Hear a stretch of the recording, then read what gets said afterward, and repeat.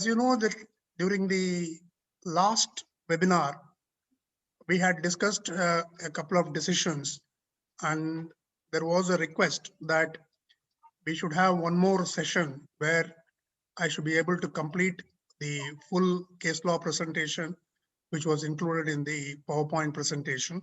So I thank the Western region once again for giving me this opportunity to share my thoughts and discuss the issues with you.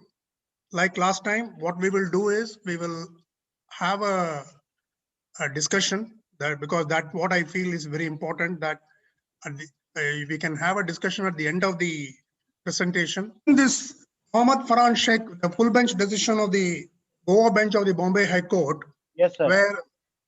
where they said that the notice issued under section 274 and the penalty order passed therein would be void if it does not strike out the appropriate portion, whether you have concealed the income or furnished inaccurate particulars of income.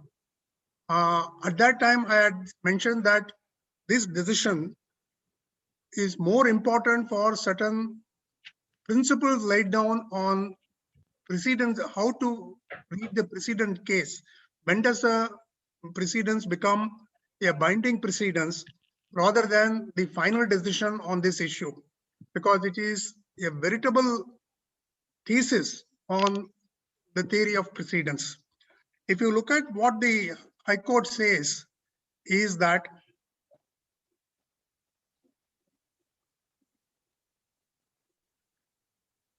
there are three basic ingredients as far as a decision are concerned.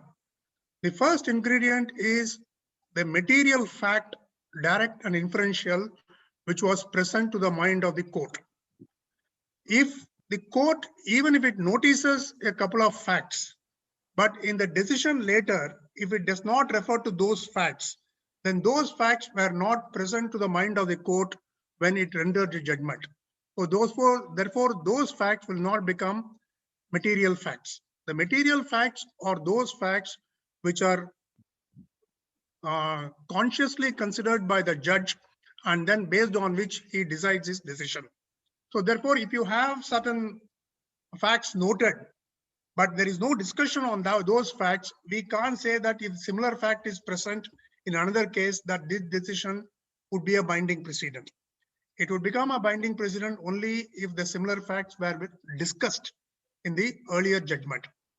The second important point is what are the statement of principle of law which is applicable to the facts of the case. Now, this is, according to me, I always find it very difficult to reconcile the various judgments where they use these particular principles of law which are applicable to facts. In some cases, the court says that what is binding is the ratio decidendi and not everything what the judge says. But some tribunals or lower authorities say that whatever the superior forum says is binding on us. I'll give you an example. For instance, I was discussing the Mavilai decision in the last time, and one of the points I made was that the Mavilai says that section 80p4, which says that a cooperative bank will not be entitled to exemption under section 80p2a1, is to be read as a proviso to section 80p2a1 and not as an independent section.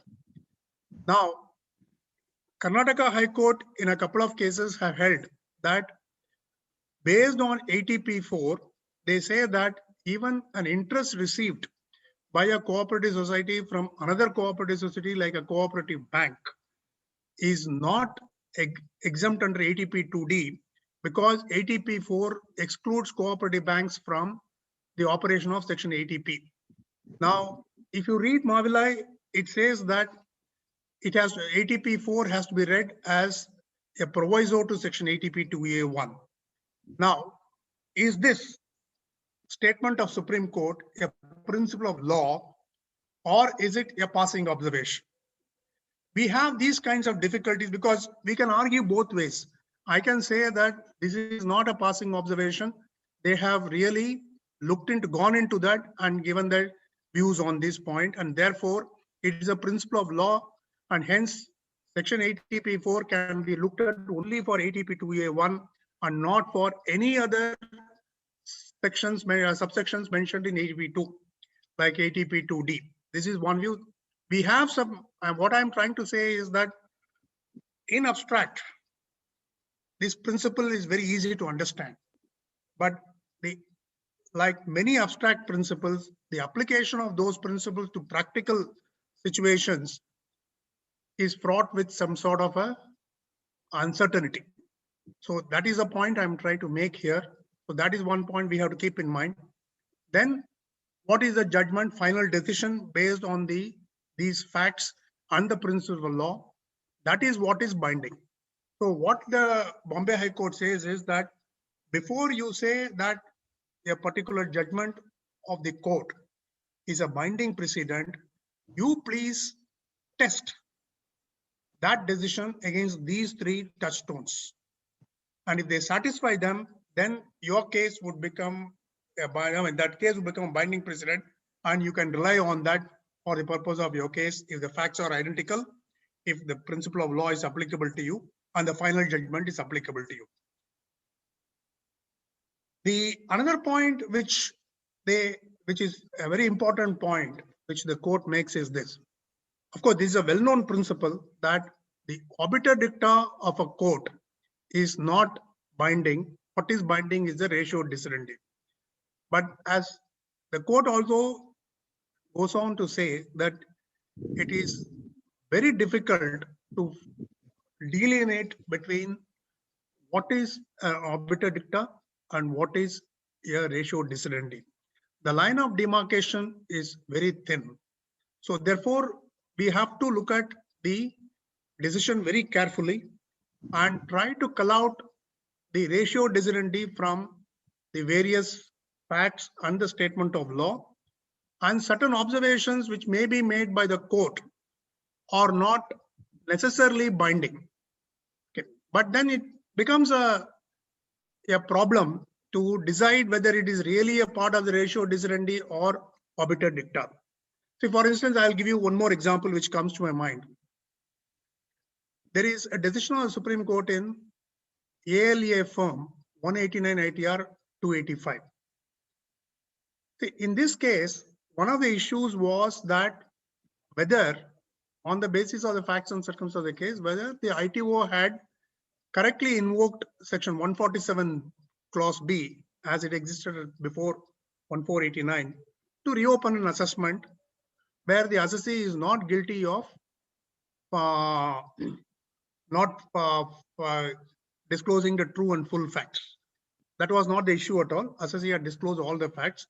So within 4 years, he had used the information available with him and reopened it under 147B.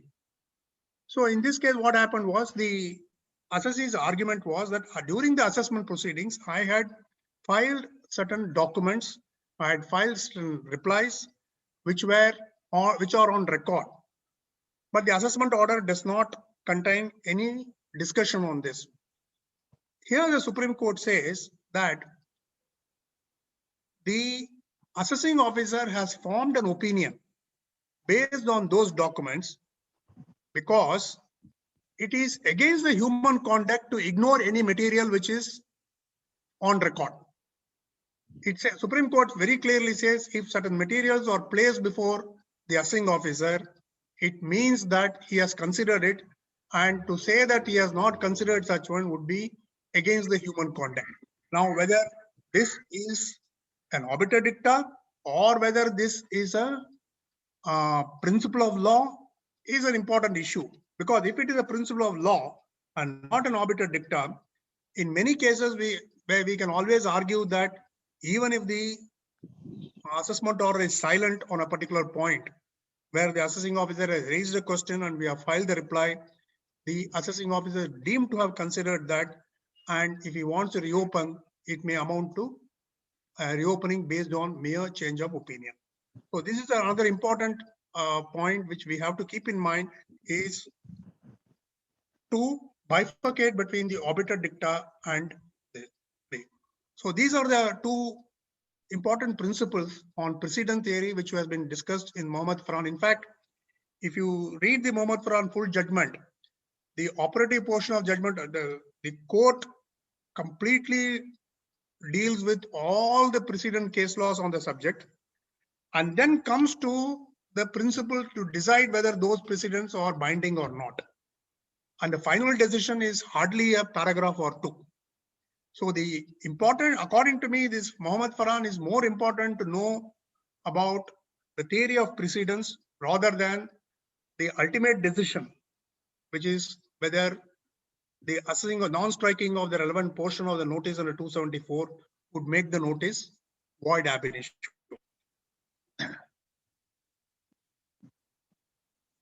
The next decision is a decision of the Madras High Court. Only in this judgment, last time we were discussing, sir, if the assessment, in the assessment order, it is clearly mentioned which is the clause under which the penalty is initiated. And in notice it is not strike off, then what will be the position? No, the decision of the full bench, as we discussed last time, very clearly says that merely mentioning it in the assessment order is not sufficient. It says that when the notice comes under 274, you don't expect the assessee to go around search the materials to find out whether in some other material the AO has said something like that. So therefore, the full bench of the Bombay High Court sitting in Goa, division at the Goa bench, has very clearly held that even if he says in the assessment order that there is a concealment and issue the notice without striking it off, then it doesn't, it will still be void and you cannot act on the basis of this one. And we also had a discussion that whether this principle can be extended to the penalty proceedings which will be levied under section 270 capital A for the assessment year 17-18 onwards. The only point there is, the important thing is that whether it is necessary for the assessing officer to say whether I'm guilty of mere underreporting of income or I'm guilty of misreporting of income. So whether he should mention that very clearly in the assessment order, I mean the notice under 274 is a matter which I'm sure will be litigated when the notices start coming and the penalties are being levied and the matter is taken up in appeal. So this is one point we have to keep in mind, sir. But he has to do, no? Same principle will apply under 270A also. Correct. Yeah. But then the problem would be that the one issue from is that if there is an underreporting of income, penalty is 50% of the tax payable. Yeah. If the misreport income, it is 200% of the tax payable. Therefore, the court may say, listen, it is only on quantum.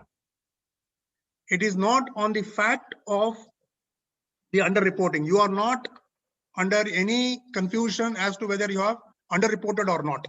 After all, 270A only classifies the underreporting under two normal heads.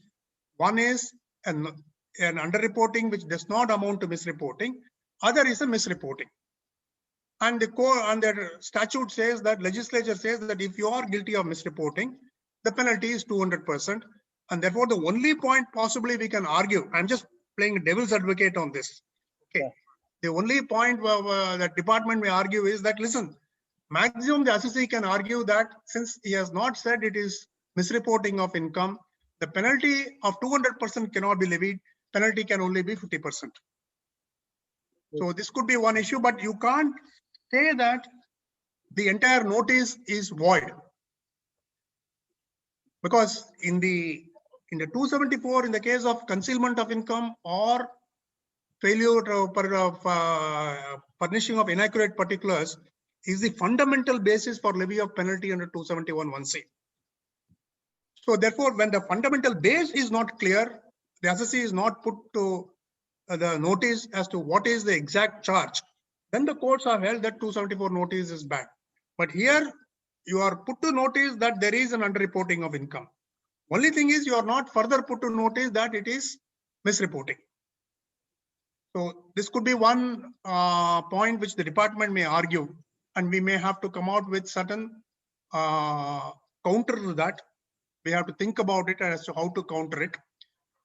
So, but anyway, this issue is still, as Sharmaji says, this issue is really relevant, even under 270 capital A. So, shall we go to the next case, sir? Yeah, yes, sir. Yes, sir. See, this case I have taken not for any great value to the assessee on this issue, because due to the subsequent amendment made to section 1010D with effect from assessment year 2014-15, whatever arguments the assessee had taken are no more relevant, because the section is very clear now. But even if the Keyman policy is converted into an ordinary endowment policy, you will be liable to pay tax on that. So we are not on that issue, but I have taken this case because, according to me, with due respect, the Madras High Court went in laying down certain principles in respect of reading the explanation to section 1010D and to say that it is retrospective in nature. My purpose of selecting this case for discussion is that when do we say an explanation is retrospective? When do we say an explanation is prospective? To understand the principles, I have decided to discuss this case with you. So let's look at the facts. The assessee is an individual who is a managing director of a company. The company had taken a Keyman policy in his name. Sometime in the financial year 2005-06, they assigned the Keyman policy to the MD, and the perquisite value of that policy on the date of assignment was offered as income in the hands of the MD. Then in the subsequent year, that is in the year ended 31st March 2007, the MD surrendered the policy and received more than the perquisite value, which was taxed in his hands, because the surrender value at that time was much higher than the assignment value earlier, and therefore it was the assessing officer brought the difference between the two to tax under section 10 by denying the exemption under section 1010D. And it is important to note that the MD after assignment did not pay any other premium for that.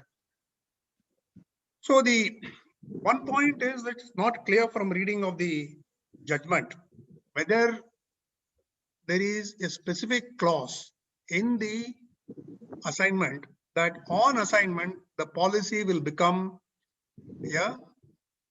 endowment policy and not a Keyman policy, because this is not clear from the facts of the case. But what I understand from some of the insurance agents is that once a Keyman policy is assigned to the person concerned, then it loses its character as a Keyman policy normally, and it will become a normal endowment policy.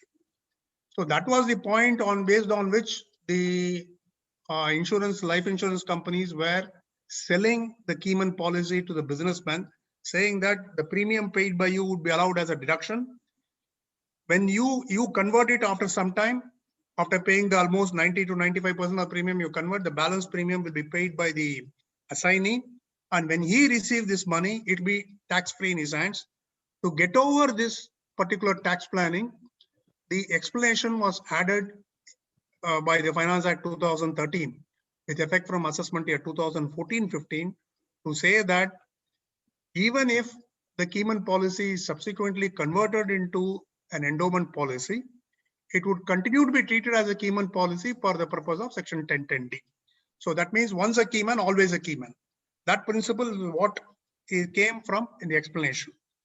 Now, the Madras High Court held that it is very clear that according to the High Court that the difference is taxable.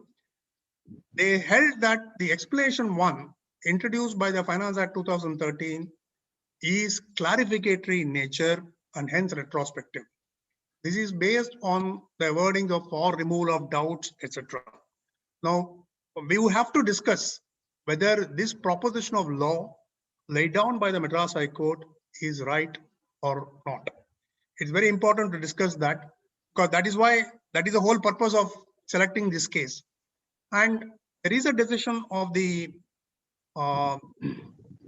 Delhi High Court in Rajan Nanda 349 ITR 8, where it was held that Keyman policy changes its character from that of being a Keyman policy to an endowment policy, and therefore the exemption under section 1010D would continue to be available, and the exclusion clause of 1010D will not be applicable. So to get over the Delhi High Court judgment, the explanation was added. And the Madras High Court says that there is a factual difference between the Rajan Nanda and the Allu Arvind Babu situation. Is that the difference is that in Rajan Nanda, the assignee continued to pay the premium after assignment before encashing the policy. Whereas in the present case, the assessee did not pay any further premium. So they said this is also an important fact. My personal view is that I don't see the relevance of this fact. Whether you pay a further premium or you don't pay further premium, what is important to decide is whether the policy has changed its character or not. So therefore, the fact that a further premium was paid after assignment is not really material in my view. Now, let us look at the important things which the court said about the explanation. The court said explanation is retrospective in nature. It clarifies the existing law. That's what they say. Now, my point is that this particular finding of the High Court is not in accordance with law. If you look at the circular number 3 of 2014, which is the nothing but explaining the changes made to the Finance Act made by the Finance Act 2013, there the board very clearly says that the explanation would apply for assessment year 2014-15 and onwards. So when you have an explanation and the board says that a particular provision will apply only from the assessment year 2014-15, how can the High Court say that it is retrospective in nature? In this case, we have to look at one decision of the Supreme Court.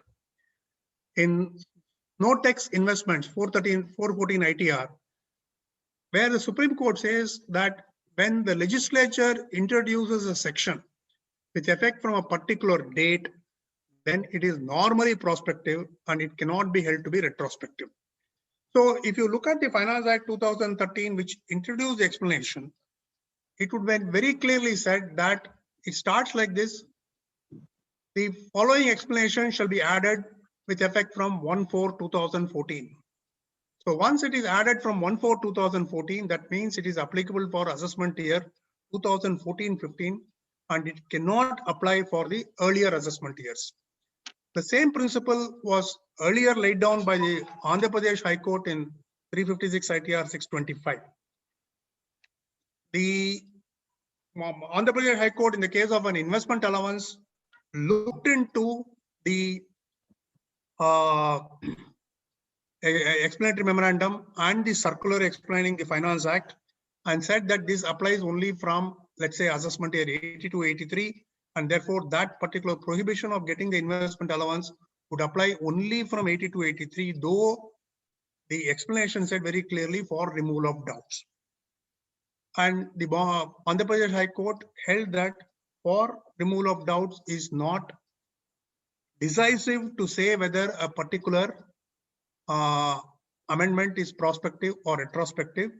You have to look at the situation behind it and then come to a conclusion whether it is prospective or retrospective.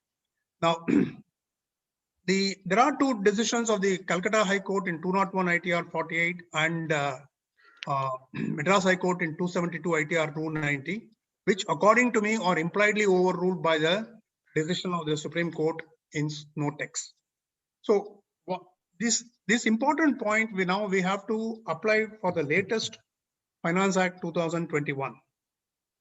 In the latest Finance Act 2021, you are aware that there is an amendment made which says that for removal of doubts that the any contribution, employee's contribution, which is delayed by the employer and the payment is made after the due date mentioned in the relevant PF Act or ESI Act, then it will not be governed by the exception clause under section 43B, and the deduction under section 36(5) will also not be available because you have not made the payment within the due date. So this draconian provision would show that even if you make a payment later, the deduction will not be available because section 43B is out of that. It is out of section 43B. They have clarified very clearly that section 43B will not include the employee's contribution to PF and ESI. And 36(5)(a) allows it only if you make the payment within the due date under the respective statutes. So there is no other enabling provision allowing you the deduction in respect of belated payment of employee's contribution. Now the question here is whether it is applicable for the past assessment years also. You are aware that somewhere in for the assessment year 17-18 onwards, there are thousands of intimation cases where they have disallowed the employee's contribution, belated employee's contribution to PF and DSI based on the information furnished in 3CD, and all those appeals are pending. The question would be whether the amendment made by the Finance Act 2021 would apply to those years also or not. That means whether the amendment is prospective or retrospective. If you look at the section, it says for removal of doubts. But if you look at the circular, if you look at the explanatory memorandum to the circular has not yet been issued, sorry. If you look at the explanatory memorandum to the Finance Bill 2021, it says very clearly it will apply from assessment year 2021-22. So that being the position, we can rely on this no-text decision and say that the amendment is only prospective in nature. It will not apply to any assessment year prior to 2021-22, and those assessments would be governed by the existing law, where many courts have held that the employee's contribution would also fall under the definition of employer's contribution in 43B. So this is an important point which we have to look into that to see that whether a particular explanation is prospective or retrospective. We may also look at the principle laid down by the Supreme Court in Vatika developers, where they said Vatika Township, where they said that any amendment which is oppressive in nature is normally prospective. A beneficial amendment can be read as retrospective depending on the situation, whether it is trying to remedy a mischief, remedy an unintended situation. Then if it's a beneficial amendment, then those amendments can be read as retrospective. But if it is an oppressive amendment, it has to be read as prospective only. Anyway, that is the general rule, that any amendment made to a particular statute is always prospective unless it is specifically stated otherwise. Any issue on this or any discussion would like to have on this case? Yeah, Sanjay, somebody, Mr. Ketan Zaveri has raised hand. Ketan, Sanjay? I'll try, sir, I'll try and or Mr. Ketan, can you put in your Q&A box till the time he unmute you? allowed to talk. Ketan bhai, I have allowed you to talk if you want to talk, since you have raised your hand. You will have to unmute yourself and start talking.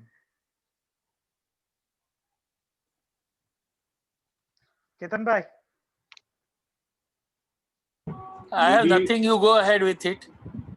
Okay. Yeah. Okay. Thank you. Thank you. Thank you. Sir, one more example we can just use that depreciation also, when it was made mandatory, though the wording was for removal of doubt, but since there was no date mentioned, the courts have held that it is prospective only. Correct. Right. So you had an option till that amendment came. Yes, sir. It can only be prospective in nature. Right. So the decision of the Supreme Court in Mahindra Mills will continue to be applicable for the earlier assessment years. Yeah, yeah. There are innumerable decisions. Yeah, Mandar. Mandar, you want to say something?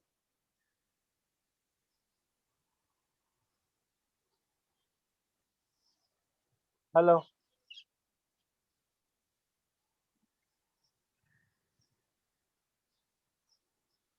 There is one question which has come in, which asks, sir, what about promissory estoppel? Malvika Kamath. Promissory estoppel is a very vast subject by itself.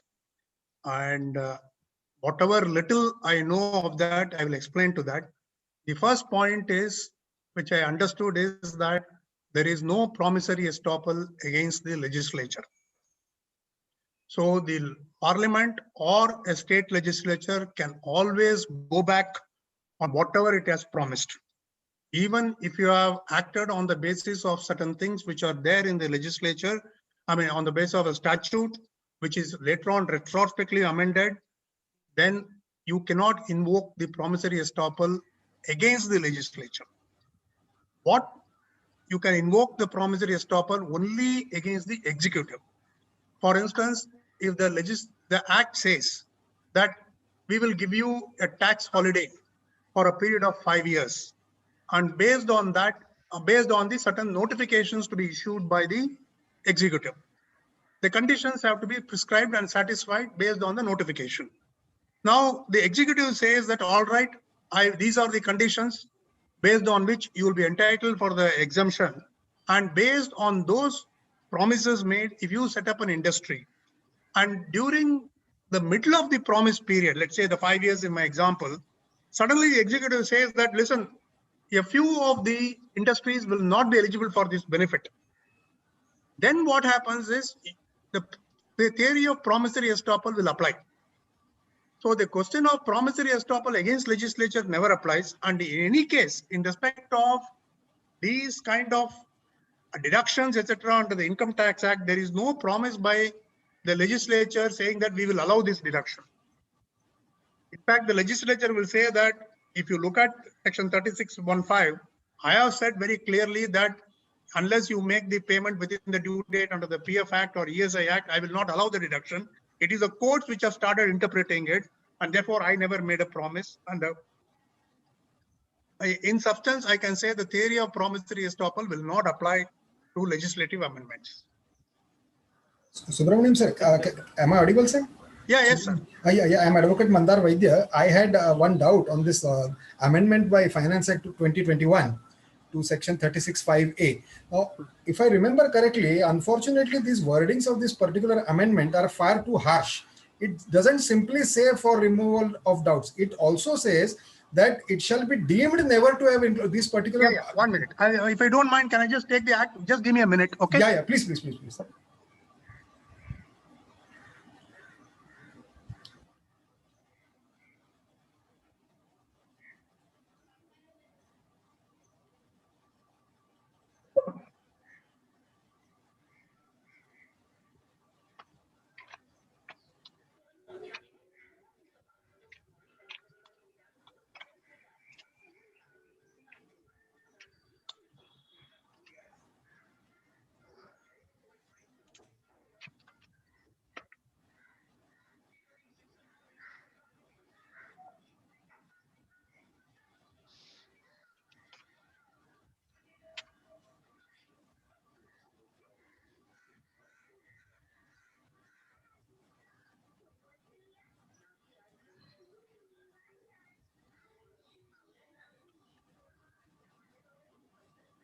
The explanation to which was added says that for the removal of doubt is hereby declared that the provisions of section 43B shall not apply and shall be never deemed to have been applied for the purpose of determining the due date under this clause. Exactly, sir. So it shall be deemed never to have applied. Correct. I do agree on that. See, if I'm only saying that if this is the intention, then the board circular says that it is from 2014, from assessment year 2021. Okay. So therefore, the point is that if this is the intention, why did they insert the explanation only from with effect from 1/4/2021? Even the finance bill and the finance act subsequently says very clearly it is effective from 1/4/2021.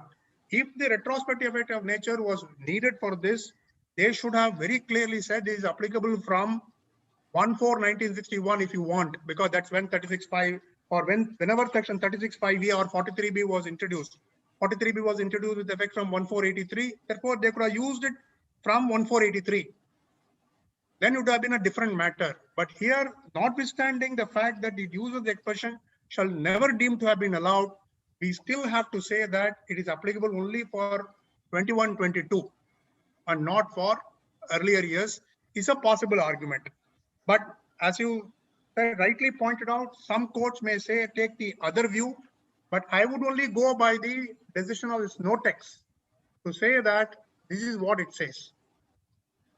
Once the Finance Act says that it is applicable from a particular year, then it will be so. And I would take you also, please go through the decision of the Supreme Court in Patel Brothers. If I remember right, it is 215 ITR or 224 ITR. It is on the decision with reference to the meaning of the word entertainment for the purpose of section 37(2).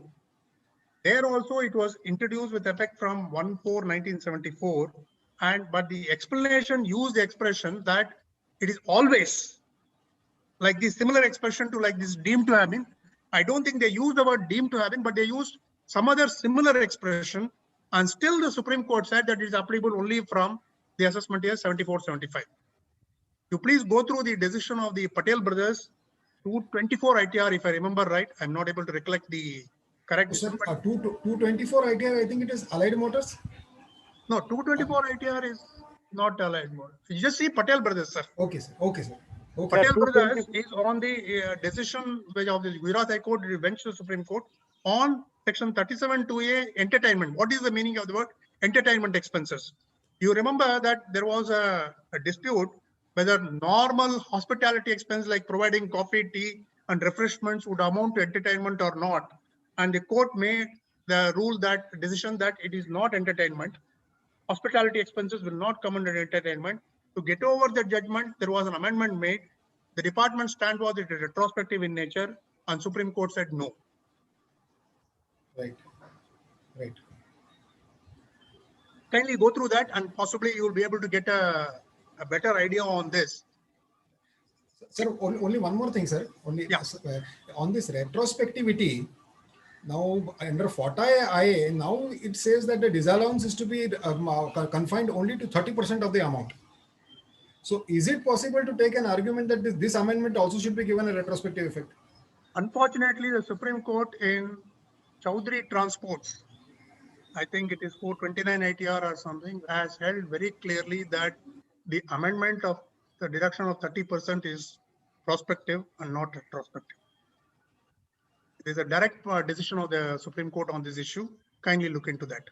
Right, sir. Right, sir. Chaudhary Transports. Right, sir. 3 Chaudhary Transports, if I remember right. Right, sir. Thank you.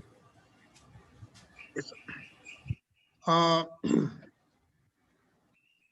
Next case is TTK Healthcare. Here the facts are simple. The TPA, the third party administrator, by virtue of an agreement entered into between a tripartite agreement entered into between the insurance company, the TPA, and the hospital concerned, makes a payment directly to the hospital for all the charges in respect of a patient covered under the cashless scheme. The question is whether the TPA ought to deduct tax at source on this amount paid under section 194J, which is a deduction in respect of payments made for professional services or for technical services or royalty. So here the question is whether it is paid for. So the assessee's contention was that I have made a payment which is a composite in nature, which includes not only the charges, professional charges of the doctors and physicians concerned, it also includes the non-professional charges like food, room, nursing charges, supply of medicines, etc. And therefore, I am not liable to deduct tax at source on those payments. The Karnataka High Court, relying on the decision of the Delhi High Court in Vipul Mehta, held that such payments are also fall under definition of the professional services as mentioned in section 194J. There is a small error, not a small error, a major error in my earlier material I had sent to you. You have to change it as per 2 and 3 now. I had said earlier that hence the payments made for room charges, canteen charges, etc., are not liable for TDS, and the court did not agree with these arguments. It is like this. It is the TPA payments were held to be liable, and the court agreed with the department. So kindly change the or just look into this. There is an error in that earlier one I had sent you. So therefore, the point I would like to discuss on this is this. A very important argument, according to me, has not been taken in these decisions is this. What is the role of the TPA when he makes a payment? The courts seem to say that he is making a payment as agent of the patient. And therefore, if the payment has been made directly by the patient, all these things would have come as a professional charges, and hence the TPA also as an agent of the patient has made these payments, and hence it is, according to me, this reading of the contract and the facts by the courts with due respect is not right.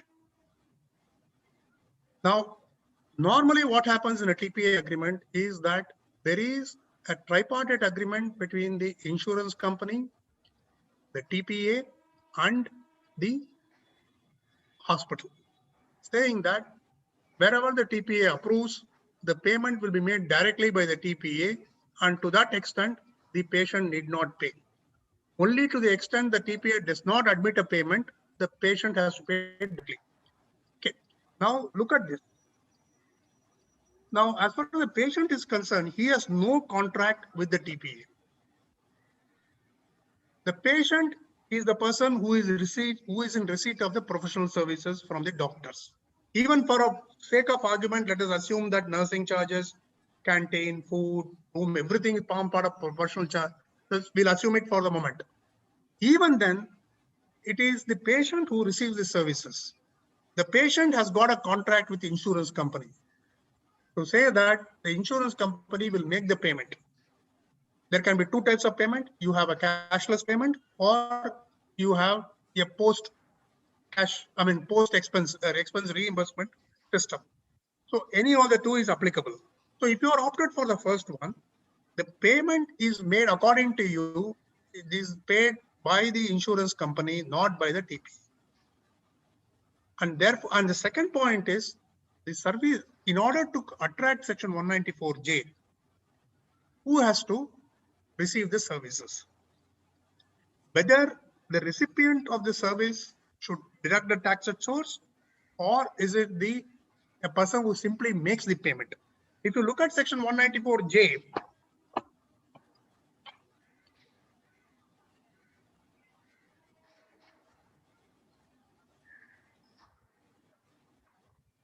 it says that any person not being an individual or a HUF who is responsible for payment to a resident, any sum by way of, etc., shall at the time of credit.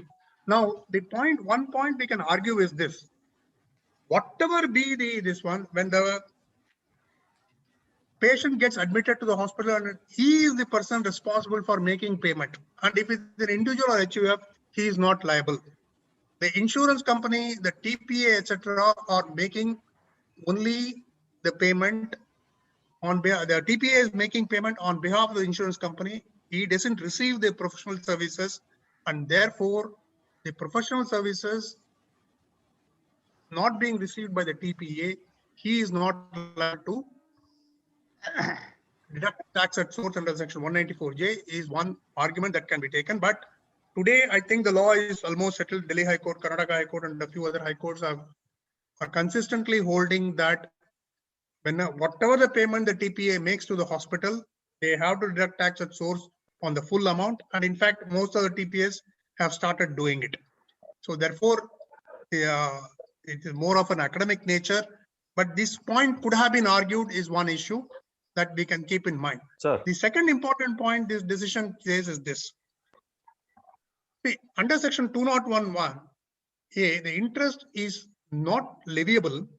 You are not treated as an assessee in default if the recipient of the sum, that is the payee, has included such amount in his return of income and paid the appropriate taxes. Then earlier there was a law which said that you are not treated as this one, but it does not say that interest is payable from what date to what date. The amendment was made in 17/2012, whereby the law said very clearly that you have the deductor having failed to deduct tax at source proves that the payee has included his return, paid the taxes, shall be liable to pay interest from the due date of payment of TDS till the return was filed by the payee. This came only from 17/2012. But prior to 17/2012, the general rule was that the interest meter will run from the due date for payment of TDS till the tax is paid by the payee. Now, the starting point for the running of interest meter is very clear. That is the due date for TDS. But what is the end date? When do you say a particular person has paid the tax? It is very difficult to determine according to me. Take an example that the TDS amount is 1 lakh. The first installment, and let us say the services were rendered sometime in the month of May of a particular year. By June 2015, the payee has paid the advance tax of, let's say, 2 lakhs. Do you say that this 1 lakh of TDS is covered by the advance tax payment of June 15? Let us assume that later the advance tax and the TDS, the prepaid taxes of the payee, is much less than the total tax payable by him, and he pays certain tax under section 148 as self-assessment tax. If the self-assessment tax paid by him is more than 1 lakh, do you say that this 1 lakh of TDS was paid only when he paid the self-assessment tax? Or was it embedded in any of the earlier installments? What happens if the payee is incurring a loss and is not liable to deduct tax source at all? Whether in those cases, how will you determine the end date? So all these things were fraught with danger. That is why the amendment was made in 17/2012 to say that you reckon the date of filing of the return as the end date. According to me, this is a clear case where this particular amendment should have been read as retrospective, because there was a lot of uncertainty in application of the law, and the amendment was made to clear those cobwebs. Accordingly, I feel that the 17/2012 amendment should be read as clarificatory. So these are the 2 points which comes in this TTK healthcare. Any questions on this? Yeah, sir, this is Mahendra Sangh. Yeah. On the first issue that you have raised, and as you read the section provisions to section 194J, Yeah. which says a person responsible for making the payment. So here in our case, the person who is responsible is, as per the agreement, the insurance company and not the Yes. patient. So it's the insurance company, and on behalf of the insurance company, it is the TPA who is making the payment. Correct. as an agent you may consider. So the agreement between the insurance company and the TPA who is supposed to make the payment. So the person who is making the payment, it is the TPA who steps the shoes of the insurance company, and therefore he is required to make the payment. Of course, you have made you have clarified that presuming all other expenses, whether it is nursing or whether it is the room charges, any other medicines, etc., food, etc., these are part of the professional fees or charges that has been paid, which also is a debatable issue. Yes. But otherwise, understanding, presuming yes, these all fall into the professional charges, then also then in that case, TPA steps into the shoes of the as a of the principal, that is the insurance company. Then the payment is required to be made, tax is required to be deducted.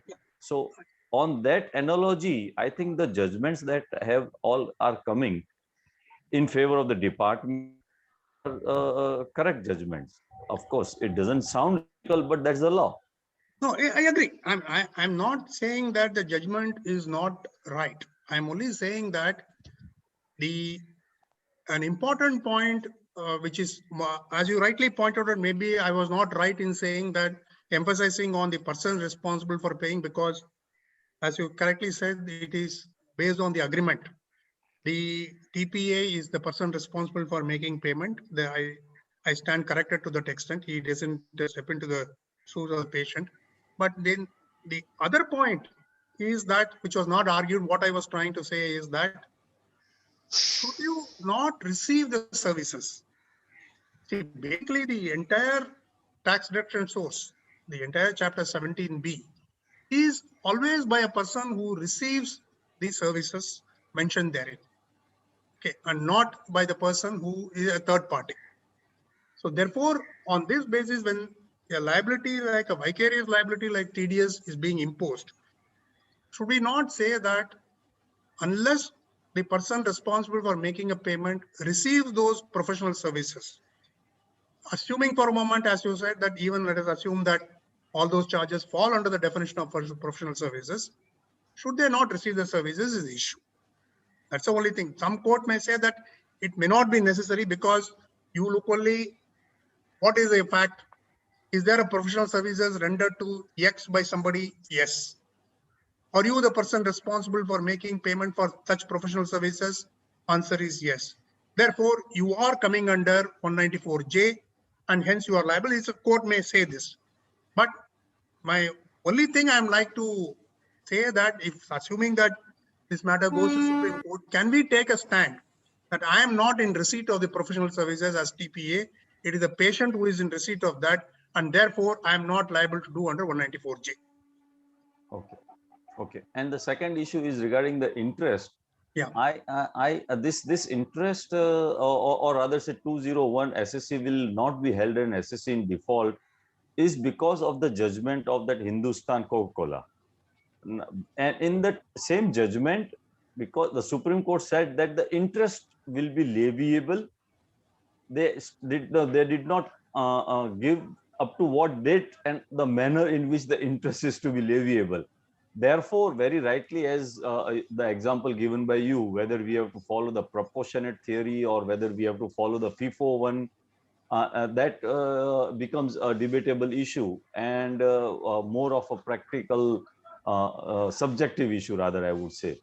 Therefore, to that extent, it would act prospective only. I understand for calculation purpose it becomes difficult, but just because of that, whether we can say it should be retrospective, that is a concern. I see, the point is that it is a question of, since there was, let us say that it is not by a process of interpretation also, it would have been very difficult for us to find the end date. I mean, would you agree that it will be extremely difficult to find the end date based on the examples I had given you? Therefore, certainly, I agree. So procedure-wise, I appreciate that it is difficult to calculate the interest up to what date. So but whether difficulty in the procedure would lead to the retrospective amendment, that's the only issue. yeah, that's a good point. But what I would like to say is that one of the interpretations which lead to retrospectivity is the mischief which is sought to be remedied. So we had a very difficult situation of trying to find the end date, and here the legislature has stepped in. So why not use it as a yardstick even for the earlier years? It's an issue. I agree with you that this is a very highly subjective issue, and the final decision may as satisfactorily be decided by a toss of a coin as by very scholarly discussions between the councils and the judges. I agree with you, and I do agree that the point made by you is a valid point, to especially the point you say is that the practical difficulty in giving effect to a particular provision is whether can be a ground for reading the amendment as retrospective. It is a point for which we have to ponder, and like the easy escape route is that it all depends on the facts and circumstances of each case and each decision. You have to decide on that basis. Yes, but it's a good point. I do agree that. Sir, I was introducing the same. He is our past president, and he has lot of studies on TDS. We hold that he is an authority on TDS. No, not at all, not at all. So that is quite obvious, sir. It is very obvious that he is an authority. No, not at all. We all are learners over here.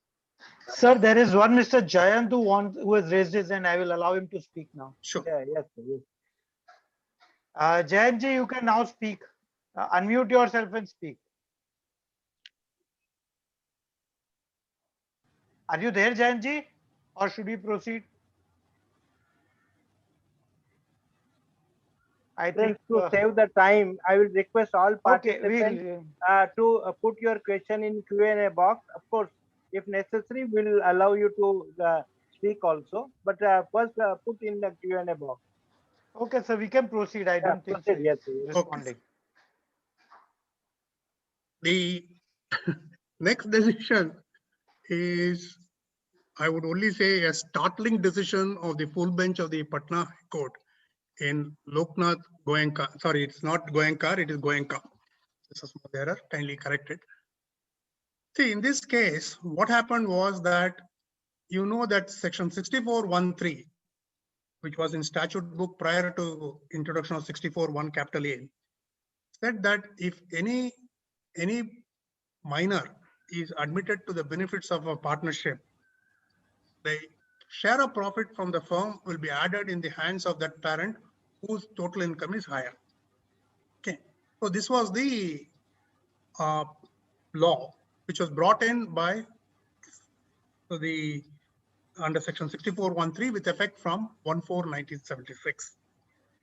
In Goenka's case, what happened? The assessee admitted his son to the benefits of the partnership, and it was prior to admission was prior to 1/4/1976. But the relevant previous year ended on 31st March 1976, and the assessment year concerned was 1976-77. The assessing officer said that this act has come into effect from 1/4/1976, and hence I would apply section 64(1)(3) in the hands of the parent, that is a father in this case, and then include the share income of the minor who has been admitted to the benefits of partnership. The assessee's contention before the court was that this amendment has come into effect from 1/4/1976, and therefore it applies only to all transactions entered into after 1/4/76, and it is not with reference to the assessment year. There were certain difference of opinion in the earlier judgments of the Patna High Court on this issue, and therefore the matter was referred to the full bench. What the full bench did was, is what the full bench said that they purported to rely on the decision of the Supreme Court in Karim Tarvi Estates, 60 ITR 262, where it held that based on that, they said that it is applicable only for transactions entered into after 1476.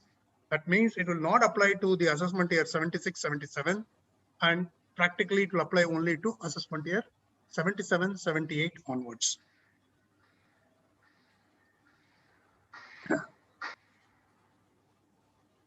So this is the decision. And in fact, recently in another decision, the Patna High Court followed the whole same decision. Now, whether this decision is correct or not. Now, let us look at the Karim Tarvi, which is reported in 60 ITR 264. It is a case of an agricultural income tax under the Kerala Agricultural Income Tax Act. There, what happened was the surcharge in respect of the agricultural income tax was levied from 1st September 1957. Okay, and the agricultural officer said that since it is leviable from 1st September 1957, I would apply for it for the assessment year 57-58. He said whatever is the tax payable for the assessment year 57-58 would be included for the purpose of surcharge would be included therein. So in this context, the Supreme Court said that the law applicable on the first day of the assessment year is to be reckoned for the purpose of levy of surcharge. Of course, later on in another decisions, various other decisions, this was expanded. It was explained further to say that this particular principle of law would apply only to substantive provisions and not to machinery provisions or procedural sections. Procedural sections would always apply to the pending assessments, and substantive provisions will apply prospectively only from the beginning of the assessment year. It will not apply from if Karim Tarvi said very clearly, if a particular provision is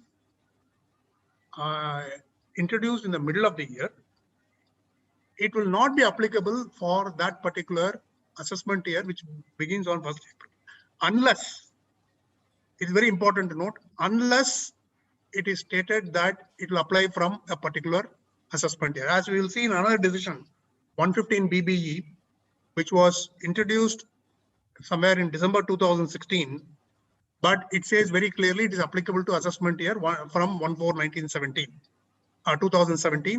Therefore, 2017-18 is a relevant assessment year. We will see that later.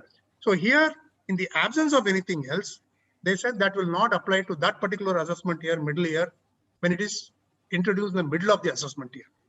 So 1st September 57 being the middle of the assessment year 57-58, you are not entitled to do this.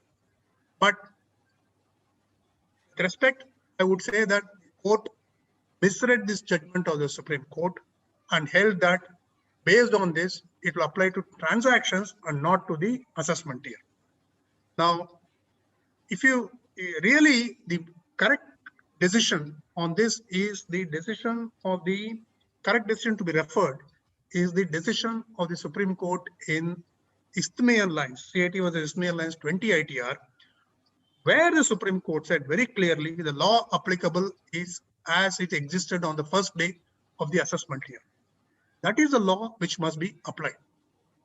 The full bench of the Loknath Goenka also did not consider Section 1 of the Finance Act.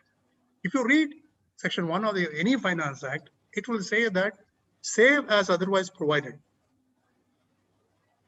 Sections number so and so to so and so of this act shall apply for the assessment year commencing for the year, sorry, they don't use the assessment year, for the year commencing on 1/4/2021, 1/4/2020, depending on the Finance Act.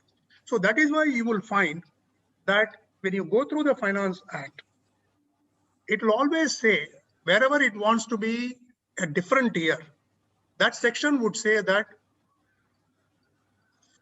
the following shall be added or introduced with effect from 1/4/2022. Let us say for the purpose of Finance Act 2021 would say that if they want certain provisions to apply for assessment year 22-23, they will say it will apply, it will be introduced with effect from 1/4/2022. In the absence of anything like this, it will apply to assessment year 2021-22 by virtue of section 1 of the Finance Act.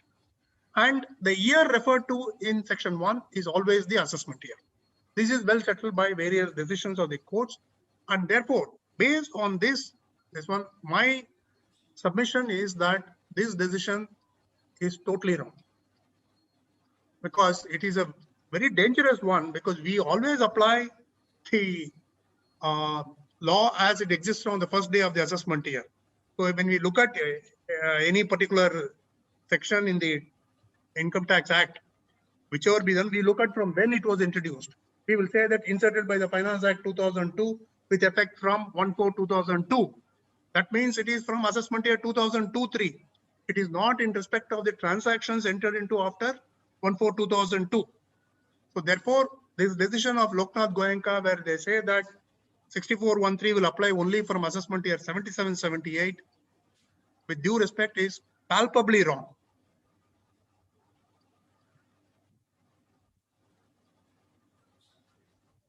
Any discussion on this? Sir, one person has raised a hand. Yeah. I'll just unmute him.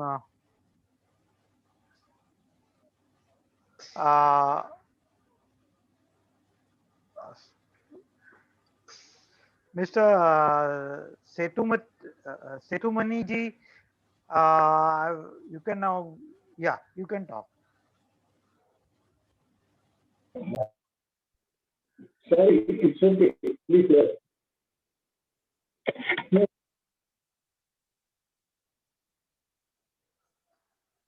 Sir, we can't hear you, Setumani ji. No, sorry, by mistake I touched. Please go ahead. Okay. Okay. The next decision. Yeah. Can we go ahead, sir? Yeah, sir. Yeah. The next decision is with reference to the section 115 BBE, which was introduced by the ordinance, and it says that it shall be applicable from the date on which the relevant Taxation Laws Amendment Act would receive the assent of the President. It received the assent of the President sometime in December 2016. And the issue is whether section 115 BBE would apply to assessment year 2017-18 or not. Because post 2017-18, there is no issue at all. 115 BBE, as you know, says that where any addition is made under section 68, 69, 69A, B, C, and D, the tax rate will be 60%, increased by a surcharge of 25%, and the relevant education cess, so which comes to nearly about 78% of the total income, which is added under section 69 or all those sections. So the question here is before the Kerala High Court was whether this is applicable to the assessment year 2017-18 or not. Because the previous year for the assessment year 17-18 is 1/4/2016 to 31st March 2017. The assessee's contentions were twofold. One, that the amendment has been made in the middle of the year, and therefore it will not apply to the transactions of that year. It will apply only to the transactions of the earlier year. Then the second point is, it was of course a very desperate argument, saying that in that case, what happened during the search, the assessee agreed to for certain additions under section 69A, which is the unexplained investments in certain assets, which are not recorded in the books of accounts. So he surrendered that income, and the assessee's argument was that I made this surrender, I agreed for this addition because I thought that the tax rate will only be 30% plus surcharge, etc., which will come to about 34%. And if I make the payment, etc., I will not be liable for penalty. And hence I made the, I agreed for the addition. And if had I known that the tax rate would be increased to nearly 78%, I wouldn't have made this admission. Now, the court held on both the counts against the assessee. It said that, again, it relied correctly on the Prem Tarvi's case and said the law as on the beginning of the assessment year is to be applied. Which is the assessment year? Assessment year is 1/4/2017. 115 BBE is a section which is a substantive section which levies tax. So therefore, it has to be read with reference to the assessment year, and that assessment year having commenced in 1/4/2017, it is there. Another important point the court made is that they went through the relevant provisions of the Finance Act, Section 2 of the Finance Act and the schedules, and said that even for the purpose of calculation of advance tax, for the purpose of assessment year 17-18, you have to reckon the tax payable under Section 115 BBE. Court said that you may have to pay the tax December 8th or something is there. Therefore, you have 15th December 2016 and 15th March 2017 and even 31st March 2017 are the possible dates by which you could have paid the advance tax. And therefore, the law very clearly contemplates that the advance tax also payable for the assessment year 17-18 should be in accordance with Section 115 BBE. If Section 115 BBE is attracted, you have to pay advance tax in the remaining installments period. They took this fact into account and held that the Section 115 BBE is applicable for assessment year 17-18, and it is not to be, it is not become retrospective. This is the first point which the Kerala High Court held.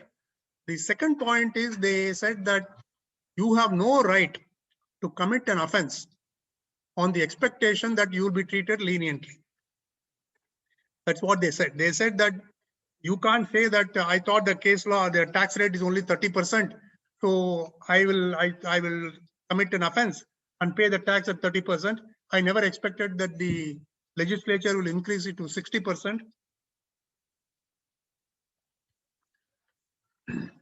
So therefore, the High Court held in favor of the department and said that Section 115 BBE rates would apply to assessment year 2017-18 also. And they also very correctly said that 115 BBE is an existing provision and it is not a new provision. It is only the tax rates are being increased. So personally, I would agree with this decision. If there are any other views or doubts, or I would like to hear that. Yeah. In fact, I would like to hear somebody questioning me on this point, because I would also like to argue that it is not applicable for at least transactions entered into prior to 8th December 2016. Yeah. So I would like to argue, but I am not convinced. Because if a person is entering into any transaction, which is the law when he's entering into a transaction, at that time, what is the law? The law was 30% tax.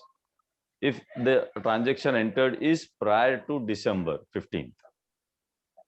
In that case, it was the law prevailing was you have to pay tax at the rate of 30%. Can you make it retrospective? It is nothing but by making it 78%, it is a sort of a penalty that you are now levying on him. It's an additional tax liability that you are putting on him. And whether this additional liability can be levied retrospectively, the argument given by the court saying that, look, you cannot say that you have done a mischief and I thought the penalty for the mischief is X. And if the penalty has been increased from X plus 2X, in that case, your mischief remains the mischief and now you have to pay 3X. I would say that yes, mischief is there, but then the penalty for that mischief or the tax for that mischief is X and not 3X when I did this mischief. This is what my argument would be. I appreciate, and the earlier judgment also you have discussed, saying what would be the position and how we have to read the when does the law become effective from assessment year wise. But when this type of law, which is a sort of I would say, as I said, a penalty, definitely not covered under the penal provisions of the Income Tax Act, but on living on higher rate of tax is a sort of a penalty, and that should not be. I'm trying to compare this more in line with the penal nature, and therefore it should be not. It should not apply retrospectively. This is my a line of argument which I would say. So, I'll just to take the discussion a bit further. Is it your contention that any transaction entered up to 8/12/2016 would be charged at 30%, and transactions entered into after 8/12/2016 would attract 60%, or the entire transactions for the financial year 16-17 should only be for 30%? No, I'm not on the entire year's transaction. I'm on the when the law was enacted. Thereafter, still they can make it prospective, saying that yes, it is applicable for that. So I appreciate that, yes, for a particular assessment year, you will have two rates of taxes for the same nature of transaction. I think that really flies in the face of the Supreme Court judgment in Harprasad and Company, which says that is one single total income on which a single rate of tax is to be levied. I do agree that that principle has been given a go by the Finance Act in so many sections later on. But the point today is that in respect of the same nature of income, which is included in the total income, whether you can split the income into two different periods for applying the two different rates is maybe a point which we have to think about and see how to get over it. But possibly the courts may read down section 115 BBE to say that yes, because it is the rates are so expropriatory in nature that we have to read that as only it applies to transactions entered into after 8/12/2016, and let's hope so. No, but can I add something? It's a hope. Very rightly said. Let's hope so. It's a hope. Yeah. Yeah, Ashok, you can go ahead. Yeah.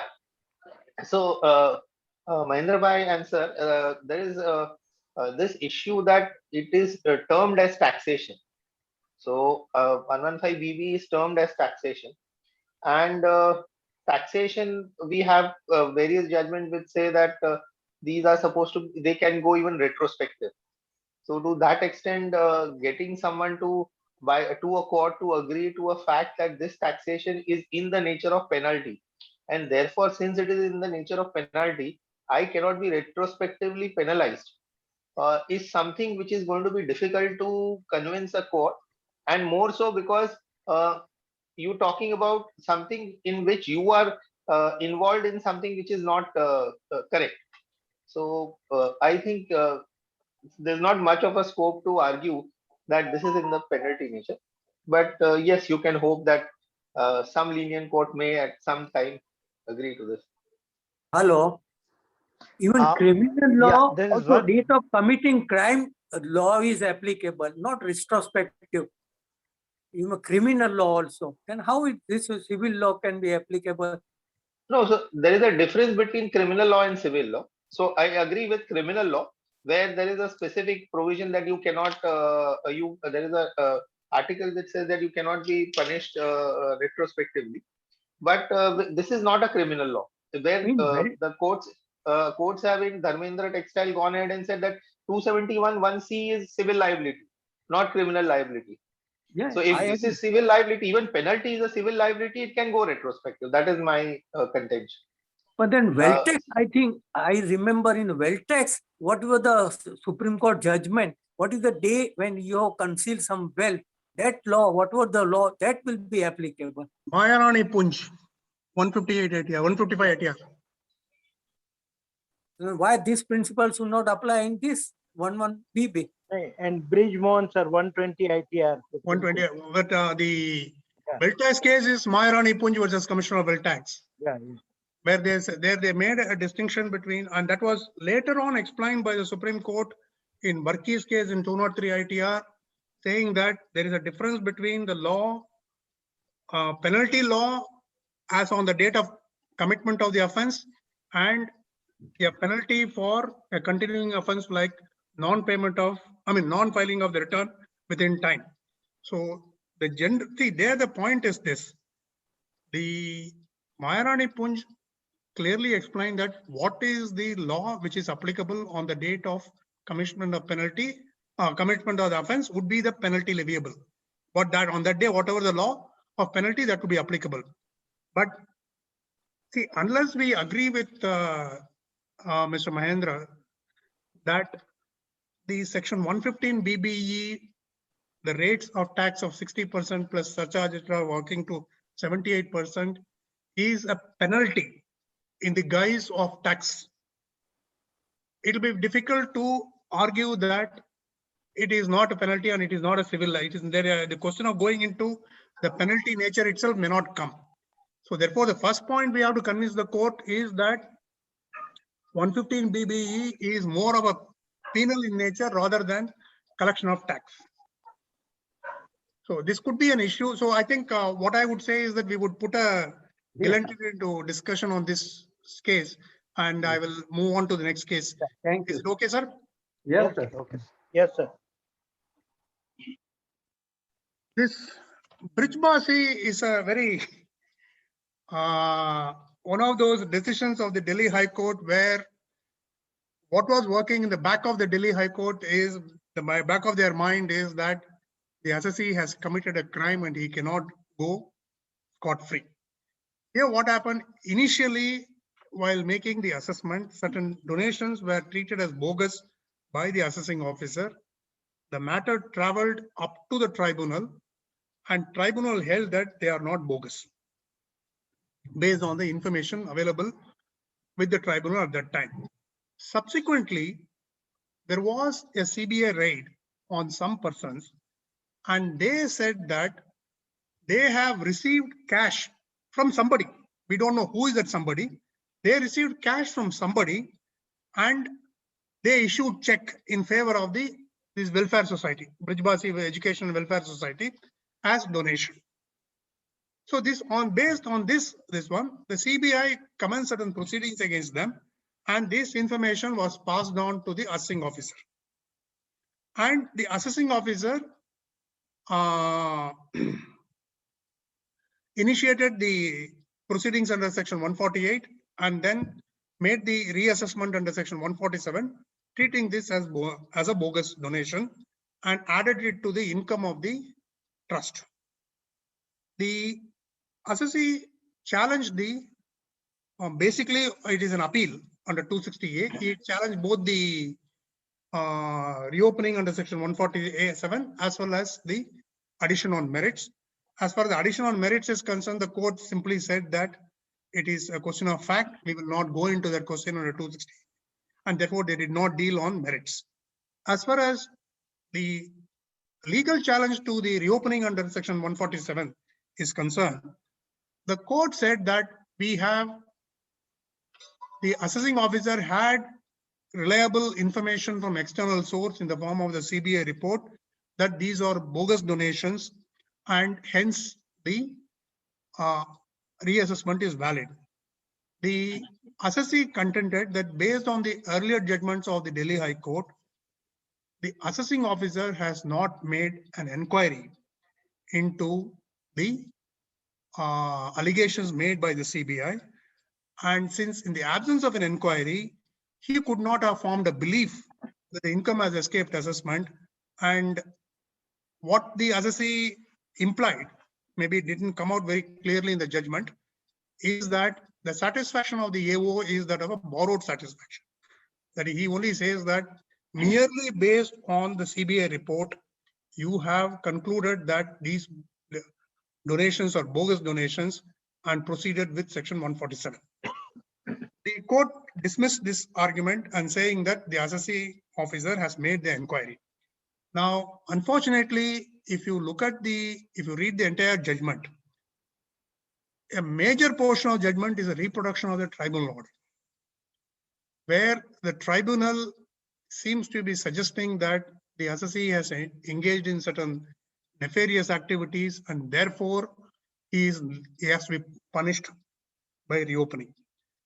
Unfortunately, the decision does not even say what are the reasons which have been recorded by the AO, because it is very important to note that what are the reasons recorded, because the entire reassessment proceedings can be justified only on the basis of recorded reasons. All of us know that in the assessing officer cannot improve his case either while disposing of the objections raised by the assessee to reopening, or while arguing before the appellate forums saying that I had this further information which was not there in the recorded reasons, or by filing an affidavit in the High Court during a writ proceeding. So therefore, the entire case of reassessment has to stand or fall on the basis of the reasons recorded by the AO before issuing the notice under section 148. He cannot improve those reasons at any later stage. So therefore, when the Delhi High Court in these decisions, 384 ITR 147 and 395 ITR 677 have very clearly said that you have to make inquiries. These are all based on the investigation wing report. The DIT investigation wing had given certain report to the assessing officer saying that either certain share capital received by the assessee therein were bogus, they were all given by the entry operators, or some creditors were bogus because the person who had given the credit has said that he has not given the money at all. So therefore, based on this, they asked the assessing officer to take action. The assessing officer simply referred to the fact that he has received this information from the DIT investigation, and therefore he has reason to believe that the income has escaped assessment, and he said issue notice under section 148. The High Court said that this is not, he has not made an inquiry on his own. The DIT information is only a starting point.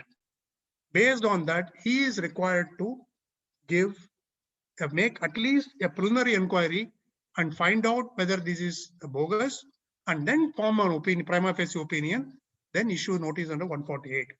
Now the court here simply says that CBI report is good enough. My point is only for discussion is that first, okay, CBI may say that X, Y, Z have said that they have given some bogus donations. The first point the assessing officer should know is that whether the assessee trust has received these donations from X, Y, Z. Where did he get that information? Because in my ITR 7, which is a return filed by the charitable institutions, I don't give the name of the donors. Only during the assessment proceeding, the assessing officer may ask, who are the donors list you have got? Okay, fine. He has got it in the earlier assessment. Has he recorded in the reasons that you have received the donations from XYZ, who has stated before CBI that they are bogus? I have made these further inquiries. This information is available. Nothing is known about that. We really do not know what the assessing officer has stated in the reasons. In the absence of such details available to us, it's a bit difficult to say whether the decision of the court is right or wrong. But in this thing, I would like to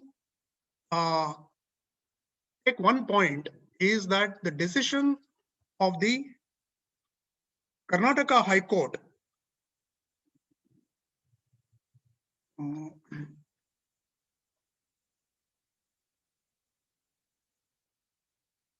155 ITR 748, Vijay Lakshmi Oil Mills. This is a very important decision to note, especially when you want to challenge the reasons recorded. See, here what happened was the assessee was an oil mill. It claimed, let's say, a dryage wastage of about 3.8% or 4% of the total raw material oil seeds. The assessing officer simply noted one reason saying that assessee has claimed 3.8% as dryage, which is excessive. Therefore, I have reasons to believe that income as for the particular assessment here has escaped assessment for the failure of the assessee to truly and fully disclose the material particulars necessary for making the assessment. Then he said issue notice under 148. The assessee challenged it in a writ petition before the High Court. The assessee said on what basis the assessing officer comes to a conclusion that 3.8% is excessive. The dryage of 3.8% is excessive. He doesn't say so, and on what basis?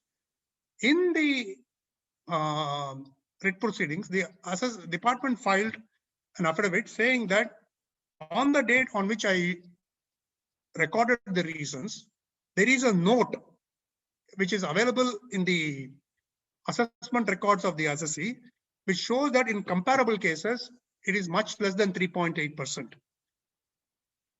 The court said that the note cannot be elevated to the status of recorded reasons. Whatever the assessing officer wants to say, he has to say it very clearly in the recorded reasons. As I said earlier, you cannot go beyond the recorded reasons to justify the reopening.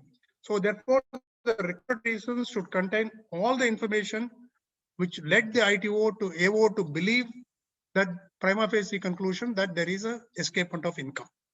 Hence, but unfortunately, we are not able to say what is the recorded reason because we don't know what it is. It's not there in the report. It is not there in the decision. So unless the assessing of, my view is this, if the assessing officer simply refers to CBI report and says that he has reason to believe that income has escaped assessment, then those reasons are invalid in law. On those basis of those reasons, you cannot reopen the assessment. On the other hand, if he has referred to certain name of the parties, say that yes, I have made inquiries, I find that they are the donors of the trust, and therefore I have, based on the CBI report, I have also made inquiries, and I find that the income has escaped assessment, these are bogus donations, then the reasons can be justified. So this is the point I would like to make here, is that the reasons and reasons recorded alone should be the basis for deciding the validity of the reassessment and nothing else. If there is any point on this, we can discuss it. Yeah, Ramaswamy sir very rightly said that reasons recorded are very important document as far as the reopening is concerned. You cannot, neither of the party is allowed to make any improvement if the reasons, the department cannot make an improvement on the reasons what has been recorded, and neither can the assessee.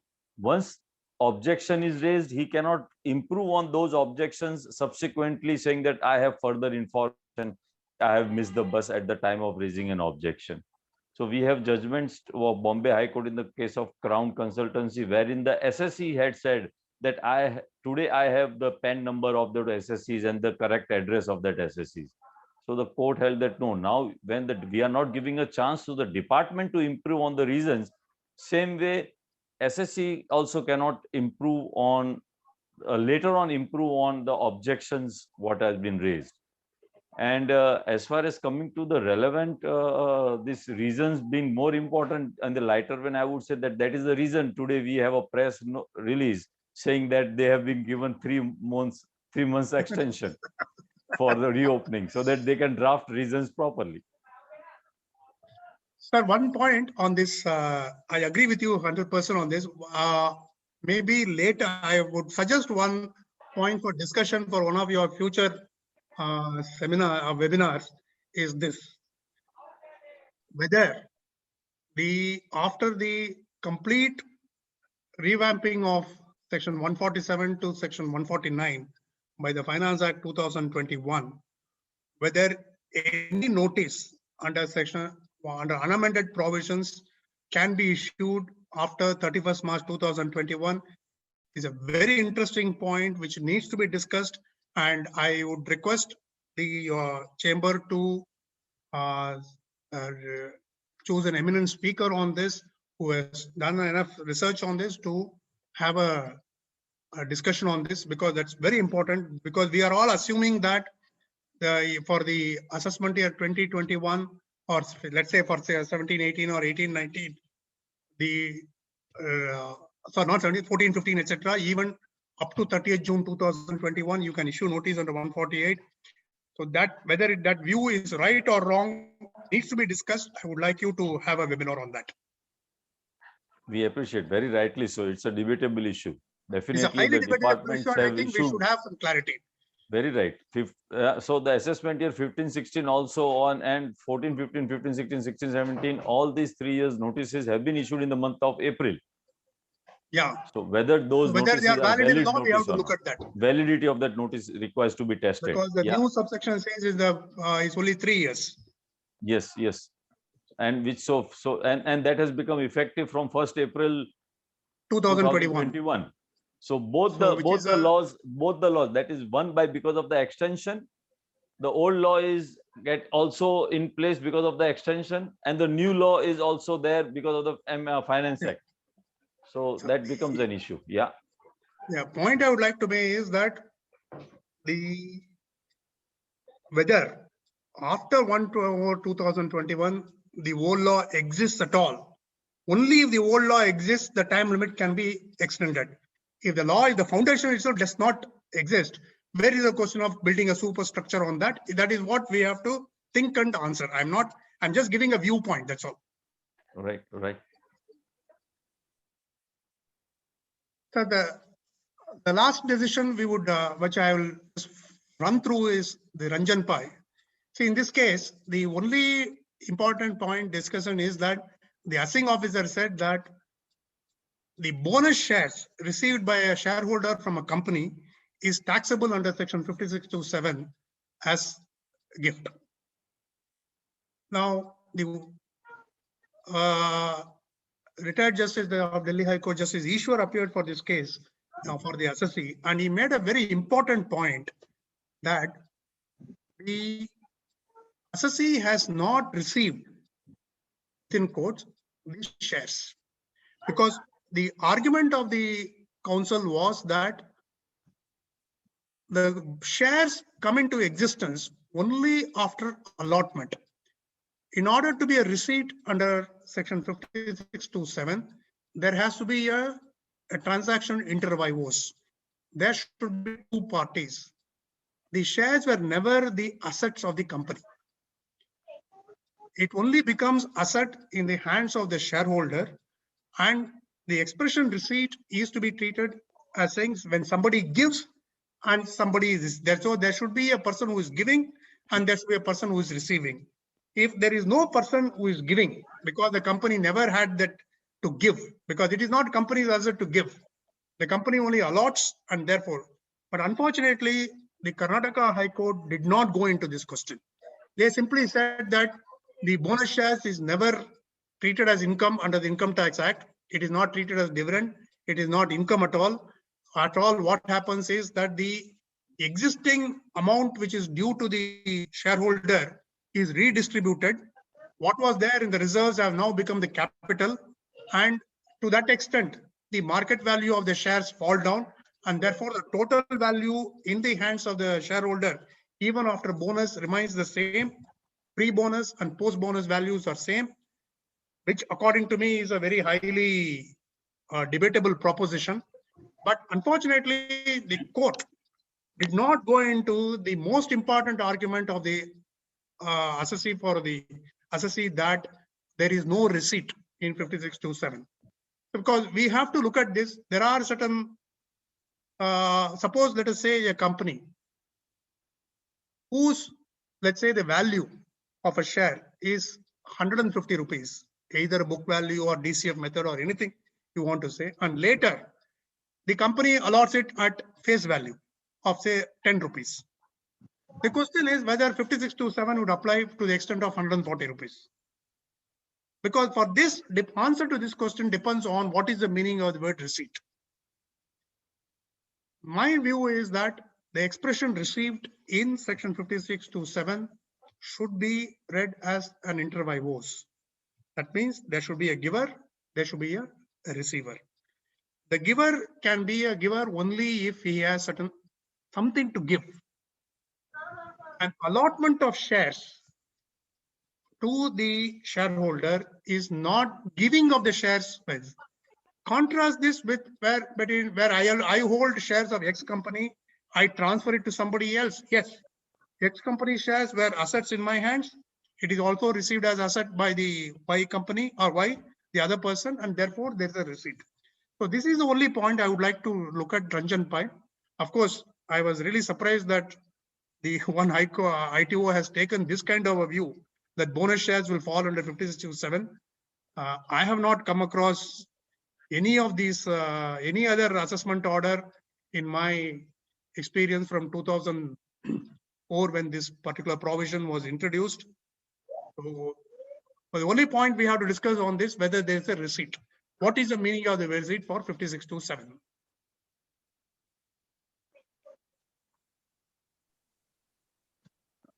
And at least it is not without consideration also, sir. Sir, how do you say not without consideration, sir? Because you are holding the share, you are getting an, as you said, 1,000 rupee note is converted into 500 rupees note.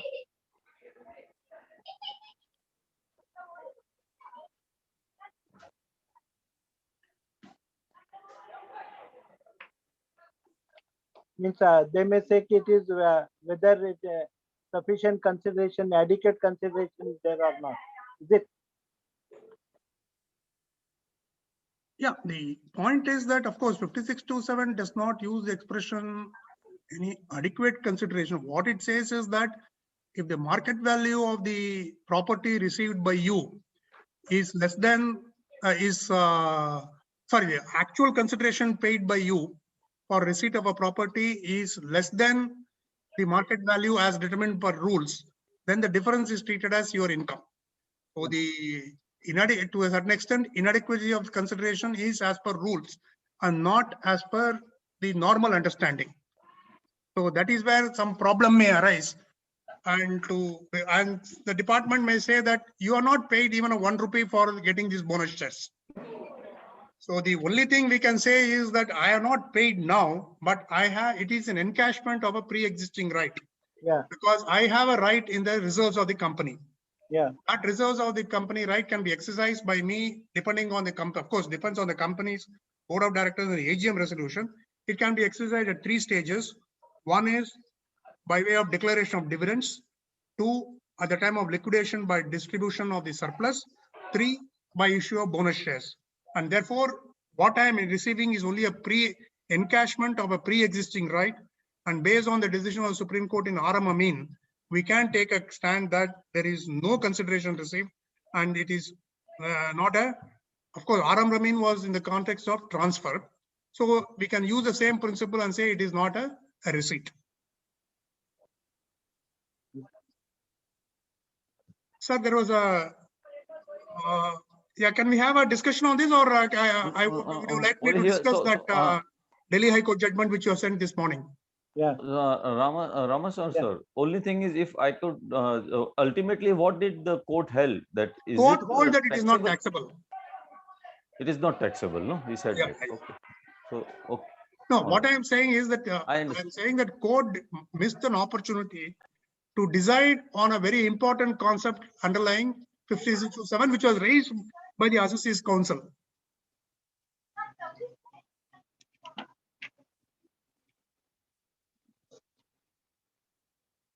Sharmaji, can we discuss the Delhi High Court judgment which you sent in the morning? Yes, sir. Yes, sir. You can discuss for a few minutes. Yeah, I'll take a few minutes on this. Yeah, sure, sir. Okay. In the next case, which I have been requested to discuss, is on the Delhi High Court judgment on 56(7)(b).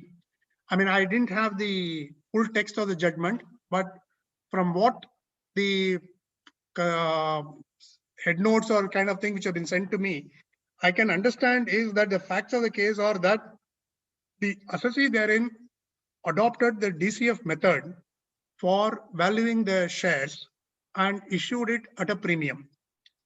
The assessing officer held that under section 56(7), you have used the DCF method, I find that the subsequent actual results do not match with the projections you have made by you. The projections made by you are fanciful, and therefore I will reject the DCF method and adopt the net asset method given in Rule 11 UA1. Okay, so this seems to be the sum and substance of this, and the Delhi High Court held. It agreed with the tribunal judgment saying that the assessing officer has no right to reject the DCF method. Whatever method the assessee chooses, whether it is the DCF method or whether he chooses the net asset method, the assessing officer has to follow that. He can only, suppose, let us assume that he chooses the net asset method, he can only see whether it is in accordance with the Rule 11 UA, that all the valuation of the assets are as per Rule 11 UA. If it's a DCF method, the assessing officer can look into two aspects. One is that whether the underlying assumptions are reasonable, or their underlying assumptions for the projections,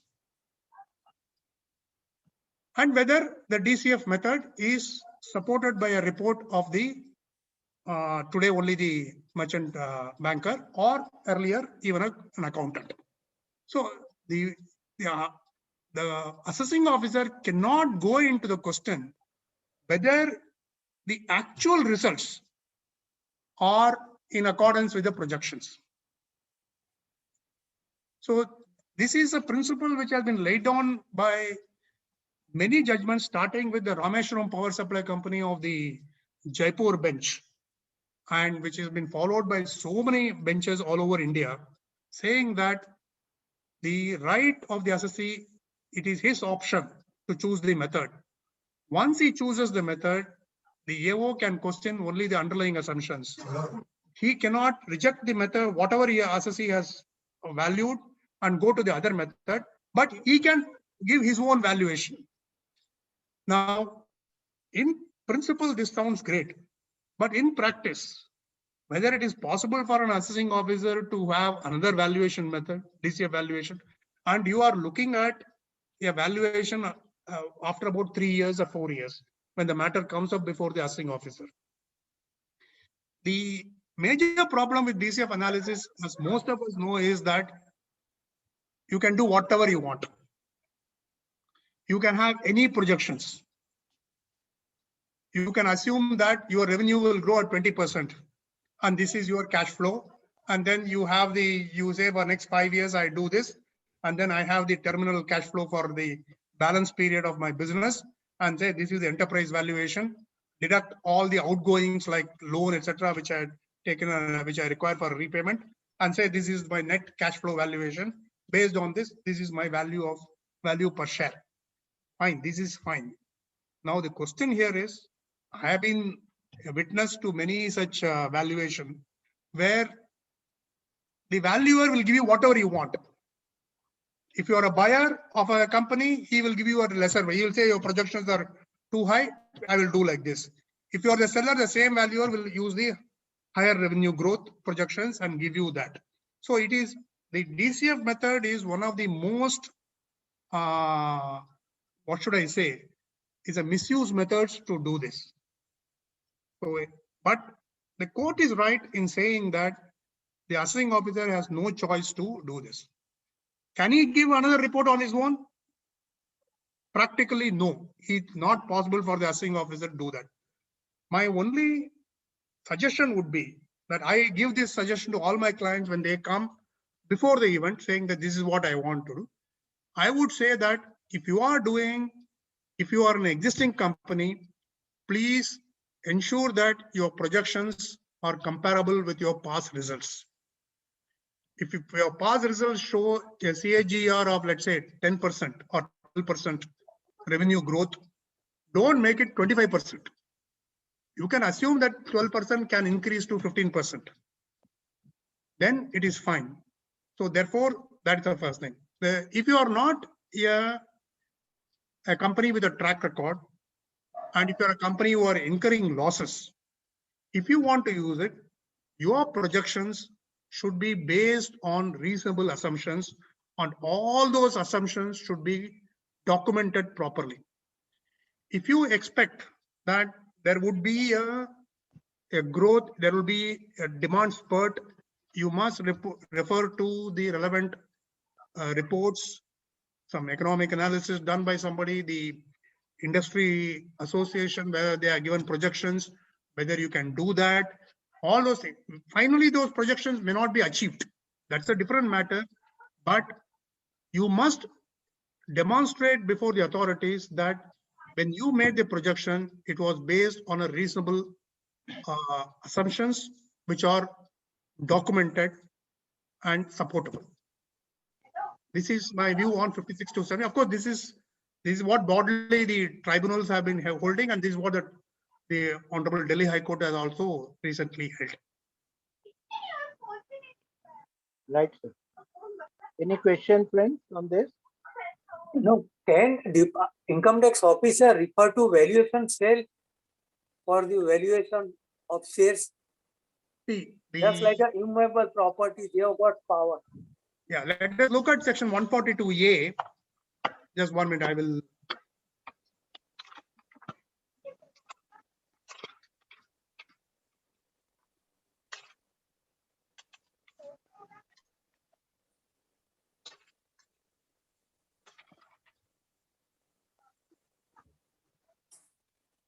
See, what section 142A1 says is the AO may, for the purpose of assessment or reassessment, make a reference to a valuation officer to estimate the value, including the fair market value of any asset or property or investment, and submit a copy of report to him. Now, the point is, yes, he can refer to the valuation officer, but practical problem for the assessing officer would be that I don't think the department has a valuer, an official valuer who will be able to value the shares. The valuer can be from the PWD, etc., or the people who have been deputed to the department from the PWD and other civil engineering department for valuation of land and buildings. And in respect of the gold, jewelry, etc., they have registered valuers which they are relying on. But as far as the shares are concerned, I do not know whether there is a register. But in principle, the answer seems to be yes, because section 142A simply says that for the purpose of making an assessment, you can refer a matter to valuation. So to that extent, the earlier decision of the Supreme Court in Amalyapal got legislative overruled, and it should be possible. That is my view on this. Sir, but in case of share evaluation, I think in such cases, there is no question about the formula or calculation. The question is regarding the projection. So no, the projection is as per the perception as on the date of, the transactions, whenever the negotiations have taken place. So I don't think any evaluation can go into the projections part. So the only point is that, as some tribunals have held, that you must justify the project. Yes, it's a matter of perception, it's a matter of projection, it's a matter of estimation. There is no doubt about it, but that estimation cannot be something wild. I'm just giving you a figure. I have come across where a company which is having last 5 years, they have been incurring losses, or their returns have been so meager, having some turnover of some 10 crores, etc. And from year number 1 of projection, they are expecting 100%, 100 crore turnover.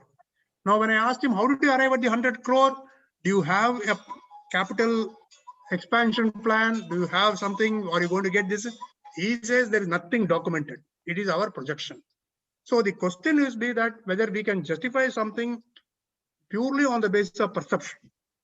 But that is why I'm saying that the important point, according to me, which I agree with some tribunals, saying that you please justify that you had a reasonable basis for the projection. That later on the actual results were not in sync with the projections is not material, because nobody can predict the future. You can only forecast the future, and your forecast and estimate may go wrong. That is perfectly acceptable. But whether your forecast is reasonable or not? That's the only question. For just practically, I would say that the courts have even summoned the valuers and asking them what is the basis of your these projections or forecast or figures what you have done. So there has to be a proper documentation done by the valuers at the time of making any estimates or perceptions. Just merely as you gave an example that the turnover was 10 crores, which at the time of estimate was made at 100 crores, then there has to be some either in hand orders of some big orders that yes, these are the orders in hand and I would be carrying out this activity, this is my capital outlay, etc. All those documents, if you have it in hand at the time of making the report, only then you can justify. Otherwise, just a mere forecast to make it subjective would be a report which would be an incorrect report. In that case, the report can be challenged, and not that saying that oh you cannot refer to, you can refer to a valuer cell, but there are no valuers. But the report can be always challenged if it is not proper. I agree. So the only point I will make is that this valuation is a very complicated thing. So it can't be okay. Overall, it has to be justified. But when two industry unconnected players, the motive which is not doubted, joins hands, because the valuation considers a lot of intrinsic business plan which is not documented perfectly and which cannot be technically understood by anyone, because most of the valuations today, what I have witnessed is no one focuses on profitability. In fact, in practically in one of our clients case, when they were going for valuation based on profitability, the valuation was very low. When they scaled down the profitability and went for a over top line basis, Multiplier. yeah, multiplier basis, so that is exponential. Although then the for 10 years they will say we will make losses only. So it's very complicated thing. uh, so just brushing aside that the projection is even the department to reject a valuation should have a concrete reason, not simply saying that this is not the owner, the higher owner should be on department to reject. No, I agree. But the only point is, unfortunately, when you are looking at the valuation, which is based on the turnover multiplier, okay, and in fact, in some of the course, 5270 is not applicable to startups, but some of the startups even have the underlying turnover as their base and then multiply it. But unfortunately, this multiplier of turnover is not recognized method under Rule 11 UA. Either you have only one thing, you have to have it on the basis of the net assets, or you have to base it on a DCF. Otherwise, you have an option under section 5627B. The explanation itself says, without going into the rules, you can justify it on the basis of your assets, including intellectual property assets. So therefore, the only three methods available to you are to justify under the explanation under 5627B based on the assets. For instance, your company may be having only holding land, which is valued at a very small amount, whereas the market value of land may be very high. So therefore, you can value the market value at that. Then, if you are not going under the explanation to section 5627B, you have to necessarily go to Rule 11 UA, which recognizes only two methods. So therefore, my view is that only these three methods are possible, and the top line multiplier, which is one of the most adopted methods, especially in the case of startups, is not recognized. But fortunately today, the startup is not coming under the rigors of 5627B, subject to certain procedural aspect being complied with. Okay, thank you.